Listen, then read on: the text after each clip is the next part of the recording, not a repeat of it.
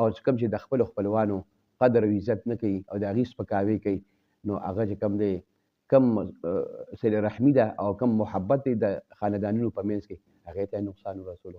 نن سبا داسې زمانه راغلې ده چې خلک خپل خپلوانو اقرباو سره چې کوم دی هغه تعلقات صله رحمي دا پرېږدي، خپل ولي پرېږدي او پردو خلکو سره یاراني او دوستاني او تعلقات چې کوم دی زیاتوي. اعوذ بالله من الشیطان الرجیم بسم الله الرحمن الرحیم.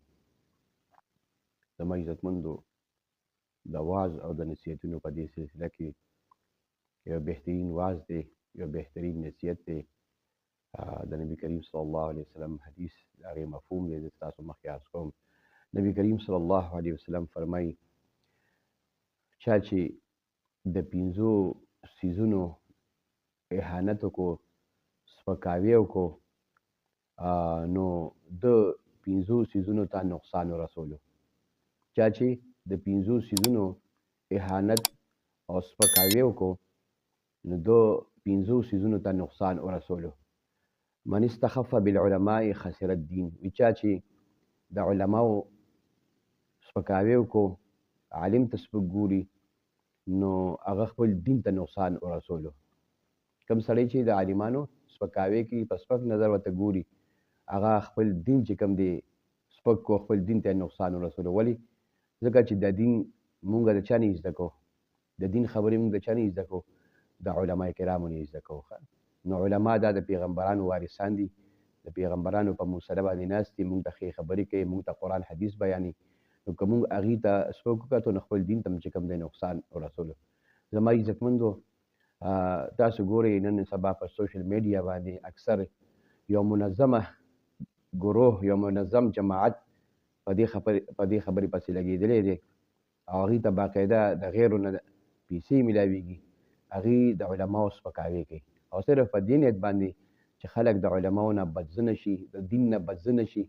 هغه خو د دین دشمنان دي، دوی د هغې دپاره چې کوم دی انکار کوي. زما عزتمندو دا خیال ساتئ د دغه خلکو په جلسه کې را نه شئ او د علماو ته په دروند نظر باندې ګورئ. عزتمندو ګوره عالم سړی هغه که ډېر هم بد شي، ډېر هم خراب شي، نو هغه به تا ته انشاءالله فایده در رسوي. که خپل ځان ته نقصان رسوي نو تا ته به د فایدې خبره وکړي، کله به هم تا ته داسې غلطه خبره نه کوي او نه به چې کوم دی تا ته نقصان در رسوي. وایي که یو عالم ډېر هم بد شي، د هغې مثال د شمعې دی. شمعه چې کوم دی بلیږي نو خپل ځان سوځوي او خپل ځان ویلي کوي، خو لیکن نورو خلکو ته چې کوم دی رڼا رسوي. دغه رنګ یو عالم که بد هم شي، که هغه خپل ځان د خپلو بدو اعمالو په وجه باندې جهنم ته بوځي، خو تا ته به چې کوم دی یعنې فایده در رسوي، تا ته به غلطه خبره به انشاءالله نه کوي. نو دغې وجې نه او تاسو کتلي دي کوم سړي چې د عالمانو پسې بد رد ویلي دي یا د هغه اهانت یې کړی دی، هغه ښه ورځ نه ده لیدلې. نه الله په دنیا کې هم نه کامیابوي او په آخرت کې به هم انشاءالله کامیاب نه وي.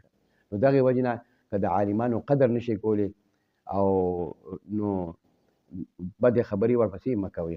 نو که د عالمانو چې کوم دی قدر کولی شي ښه خبره، خو بد رد ورپسې چې کوم دی یعنې مه وایئ. که صفت یې نه شي بیانولی نو بد هم ورپسې مه وایئ. دغې وجې نه نبي علیه السلام فرمایي چې چا د علماو سپکاوی کړی دی نو هغه خپل دین ته نقصان رسولی دی.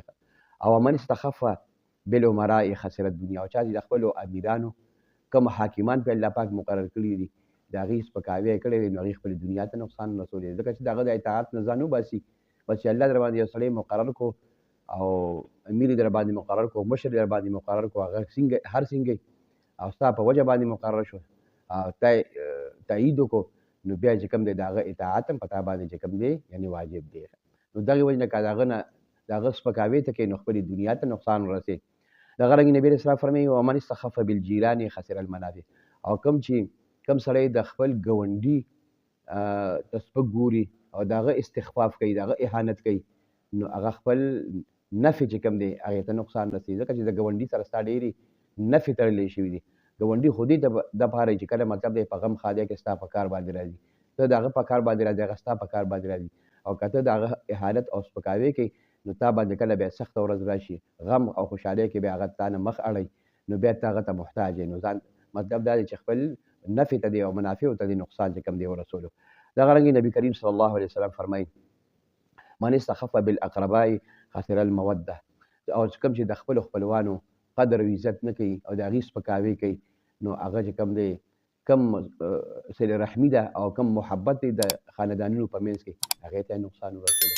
نن سبا داسې زمانه راغلې ده چې خلک خپل خپلوانو اقرباو سره چې کوم دی هغه تعلقات صله رحمي دا پرېږدي، خپل ولي پرېږدي او پردو خلکو سره یاراني او دوستاني او تعلقات چې کوم دی زیاتېږي. نو دغې وجې نه هغه محبت او مودت چې د خاندانونو په منځ کې دی هغه هغې سره ختمېږي. نو دغې ته نقصان چې کوم دی ورسولی. حالانکې صله رحمي پوره کول دا هم د الله تعالی چې کوم دی یو حکم دی. نبی حدیث مبارک راځي کوم سړی چې دا غواړي چې زما په عمر کې الله برکت واچوي، زما په عمر کې اضافه وشي، نو هغه دی چې کوم دی فلیصل رحمه، نو هغه دی صله رحمي کوي، خپل ولي دی چې کوم دی یعنې پالي، هغه دی چې کوم دی خپل ولي پالي. به هر حال دغه رنګ نبي کریم صلی الله علیه وسلم فرمایي او پنځم دا چې ومن استخف باهله خسر طیب المعیشه، کم سړی چې خپلې ښځې ته خپلې بیبي ته سپک وګوري، الله پاک د ده سره جوړه کړې ده، د ده په قسمت کې لیکلې ده او دی همیشه د هغې سپکاوی کوي، نو د ژوند د خوند او د مزو نه چې کوم دی محرومه شو. د ده کور همیشه د جهنم منظر پیش کوي او که د ده خپلې کور سره خپلې ښځې سره کور والو سره تعلقات ښه وي نو کور چې کوم دی دا د جنت منظر چې کوم دی پیش کوي.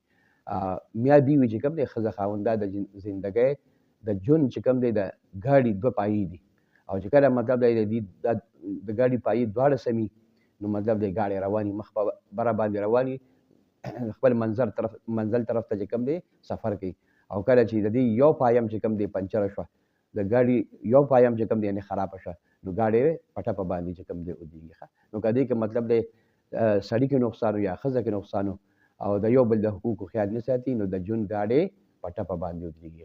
نو دغې وجې نه دا پنځه خبرې نبي کریم صلی الله علیه وسلم فرمایي یو زبردست نصیحت دی پکې مونږ او تاسو دپاره، خو که چېرې مونږ په دې باندې عمل وکړو نو دا په خپله هم یادې کوي او په دې باندې عمل وکړئ او خپلو یارانو دوستانو سره نورو مسلمانانو سره دا خبرې شیر کړئ.